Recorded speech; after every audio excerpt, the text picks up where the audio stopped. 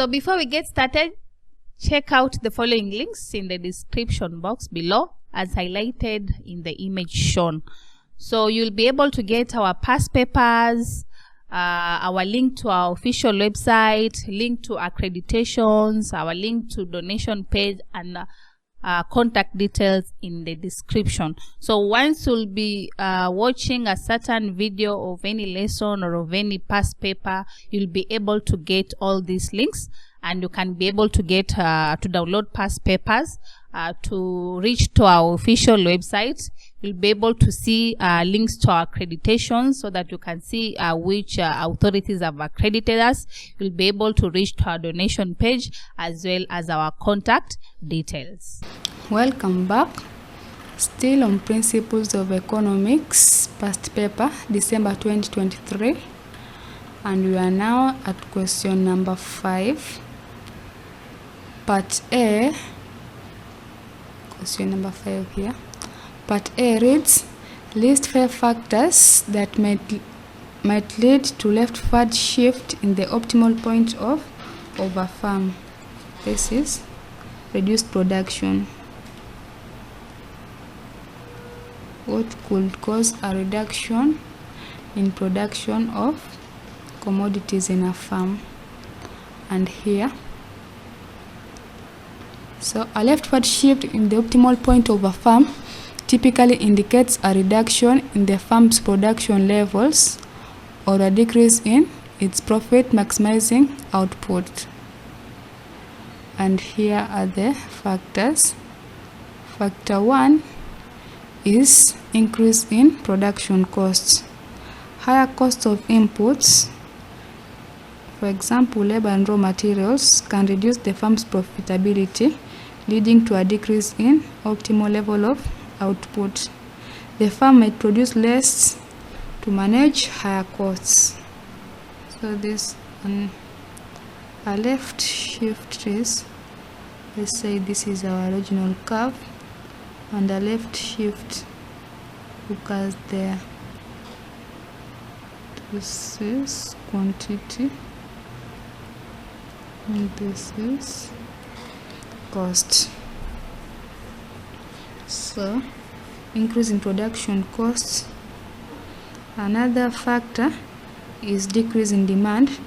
A reduction in the market demand of the firm's products lowers the price and potential revenue. The firm may cut back production to align with lower demand levels. So if the demand is decreased, then you're likely going to be required to reduce your production also.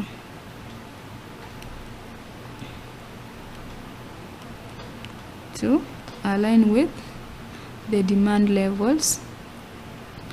Another factor is increase in taxes or regulations. Higher taxes or stricter regulations can increase the cost of production or reduce profitability, leading the firm to reduce output to maintain its profitability. Factor number 4 is adverse technological changes. A decline in technology efficiency or introduction of less effective technology can increase production costs or decrease productivity, leading to a reduction in optimal output.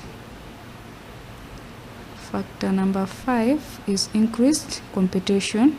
More competition in the market can reduce the firm's market share and pricing power, leading to lower revenues and a decrease in the optimal production level. Another factor is increase in interest rates. Higher interest rates can increase the cost of borrowing and reduce capital investment. Factor number 7 is supply chain disruptions.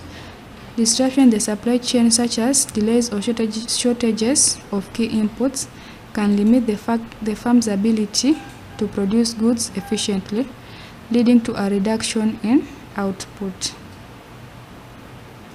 Another factor that we have is factor number 8, increased input prices. And a rise in the prices of key inputs or raw materials can increase production costs. And then negative externalities such as environmental damage or health issues related to production may lead to higher costs or regulatory constraints, reducing optimal production levels. Another factor, number 10, is changes in consumer preferences.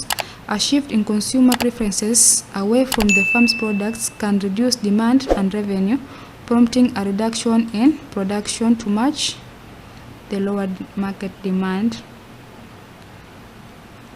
Factor number 11 is reduction in subsidies. If the farm received government subsidies that are reduced or eliminated, the cost of production may rise, leading to a decrease in optimal output. And our last factor that we have that affects the optimal point of a farm is the decrease in capital availability. Reduced access to capital or financing can limit the farm's ability to invest in production, leading to a reduction in the optimal production level.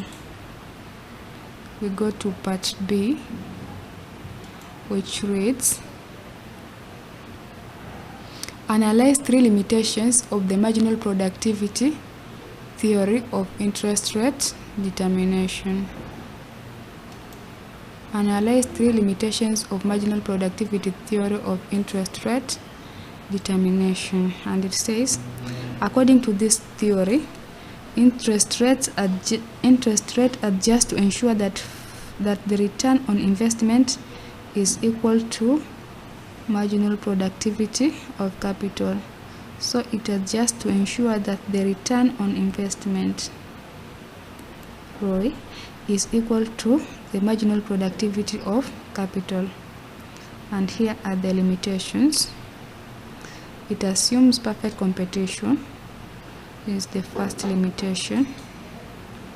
So the theory assumes perfect competition in the capital market and in the production process. In reality, many markets are characterized by imperfections such as monopolies or oligopolies, which can affect the relationship between productivity and interest rates. So assumes perfect competition.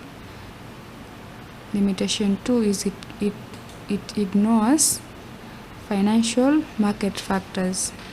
The theory focuses primarily on the productivity of capital and does not account for the complexities of the financial market, such as risk, liquidity preferences, and market expectations, which can influence interest rates. Another limitation is the short-term versus the long-term perspectives. The theory often emphasizes on the long-term marginal productivity of the capital. However, interest rate can be influenced by short-term factors like the monetary policy and economic cycles, which are not considered in this theory. Another limitation of the MMP is it is difficult to measure marginal productivity. Accurately measuring the marginal productivity of the farm can be challenging. Productivity data may be difficult to quantify and vary significantly across different industries and economic conditions. Another limitation is it assumes capital is homogeneity, and it says the theory assumes that all units of capital are homogeneous and interchangeable. In reality, different types of capital, such as machinery and technology, have varying productivity levels, and this heterogeneity can affect interest rate determination. So the capital is heterogeneous, they are not identical. And then another factor is that another limitation is that it neglects savings and investment behavior.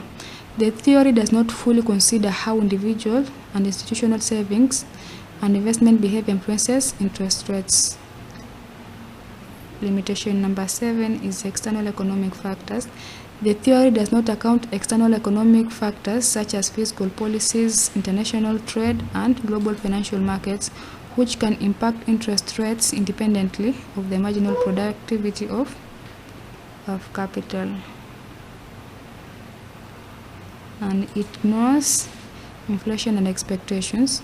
The theory typically assumes a stable inflation rate and does not incorporate expectations about future inflation or interest rates. Inflation and expectations play a crucial role in shaping interest rate policies and financial markets. So inflation and expectations play a crucial role, but that is being ignored here. And then static nature. The marginal productivity theory is relatively static and does not account for dynamic conditions in technology, productivity, and capital accumulation over time. Economic conditions and technological advancements can significantly alter the relationship between productivity and interest rates.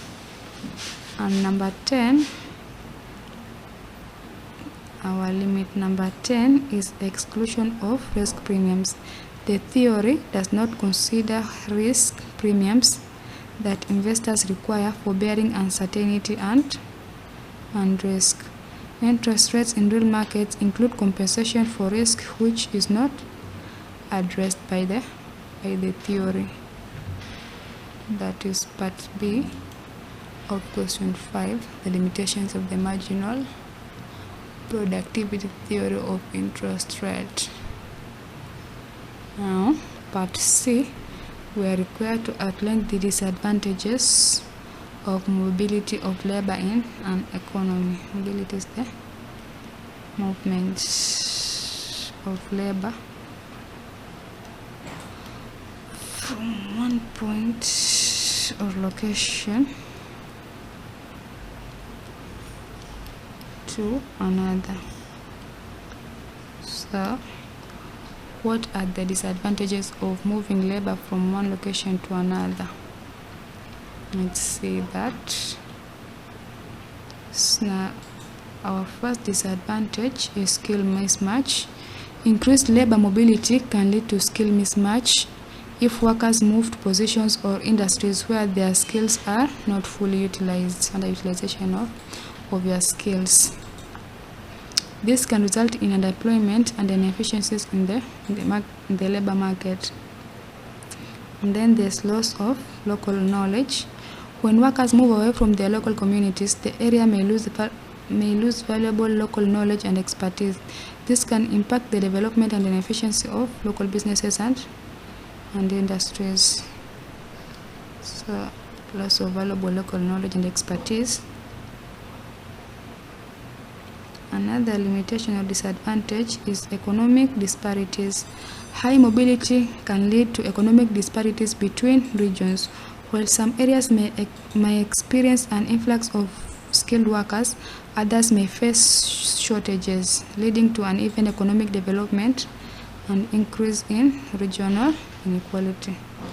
So here is inequality in economic development.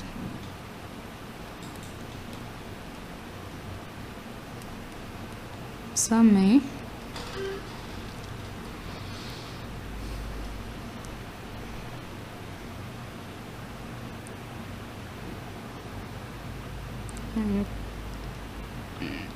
limitation or disadvantage number 5 for labor mobility is training and adjustment costs.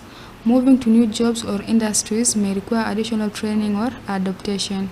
Both workers and employers can incur costs associated with retraining, adjusting to new work environments and new skills, and acquiring new skills. Disadvantage number 6 is employee turnover. High labor mobility can lead to increased employee turnover, which can be costly for employers. And then another limitation is reduced labor market stability. Frequent job changes and geographic relocations can lead to reduced stability in the labor market. This instability can affect long-term planning for businesses and disrupt economic stability. That the market for labor is not stable, keeps on changing. And then there's increased competition. Labor mobility can increase competition for jobs, particularly in high demand sectors. Another challenge for labor mobility is cultural and social integration challenges. Workers moving to new regions or countries may face challenges related to cultural and social integration. Differences in culture, language, and social norms can create barriers to successful employment and community integration. And then there's economic dislocation. High levels of labor mobility can contribute to economic dislocation, where industries or regions that lose workers experience economic decline, while those gaining workers may face challenges in managing rapid growth. And then there's strain on infrastructure. It is explained by increased mobility can put a strain on infrastructure in areas experiencing population growth. This includes housing, transportation, and public services, which may not be adequately prepared to handle the influx of new residents, or not handle many residents. And then there's the loss of human capital. Employers may face a loss of investment in human capital if skilled employees leave for other opportunities. And part D of question 5, we are required to summarize 5 benefits of a monopoly to an economy. And we know that a monopoly is a single firm that dominates a market without significant competition. That is what a monopoly is. And here are the benefits of a monopoly. Economies of scale. This is producing in bulk. So monopolies can achieve significant economies of scale, which means that as they increase production, their average cost per unit decreases. This can lead to lower prices for consumers if the savings are passed on. Increased research and development is another benefit of a monopoly. With higher profit margins and less competition, monopolistic firms may have more resources and incentives in the research and development. This can lead to innovation, technological advancements, and improvements in products and services. And then there's stability in prices. Monopolies can provide stable prices compared to competitive markets, because here the competitive markets prices are determined by the forces of supply and demand. Prices are determined by the forces of supply and demand, so they are not stable. They keep on changing, but since the monopoly determines the prices, then they can be stable. And then long-term investments is another benefit of a monopoly. Monopolistic firms with their secure market position are more likely to make long-term investments in infrastructure, technology, and employee training. This can enhance the overall quality and efficiency of their services or products. Another advantage is standardization of products. Monopolies can lead to standardization of products and services, which can simplify consumer choices and ensure consistent quality and compatibility across products. And then there's high profits for investments. This is supernormal profits for monopolies. They make supernormal profits. So, high profits in a monopoly can provide financial resources for substantial investment in business expansion and development, contributing to economic growth. Another benefit of a monopoly is efficient utilization of resources. Monopolies may achieve more efficient resource utilization by eliminating duplicate efforts and infrastructure that could occur in a competitive market with multiple firms offering similar products. Here this unique products.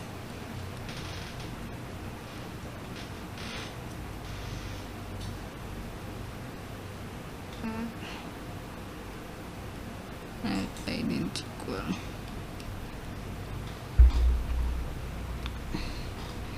And then consumers benefit from innovation is another benefit.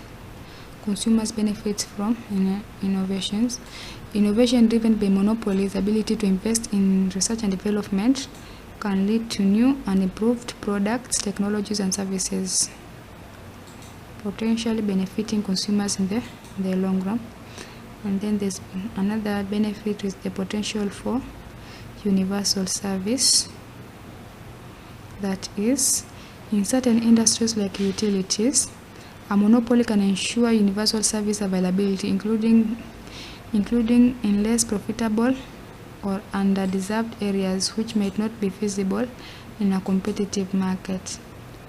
And last but not the least is reduced wastage from overlapping services. And it reads, monopolies can reduce wastage associated with overlapping services and duplicate infrastructure that will be present in a competitive market with multiple services. So we are done with number 5, part A, B, C, and D. So let's meet in our next question. It will be in another video, question 6. And thank you for now. So if you like this video, you can always enroll with us. You'll be able to access more of these revision sessions, and also you'll be able to find well done lectures or pre-recorded videos for all the KASNEB courses as well as CHRP. And in case of anything, you can always reach us out. We have our contact details on the screen. Feel free to call, feel free to WhatsApp anytime. So thank you, and let's meet in our next session.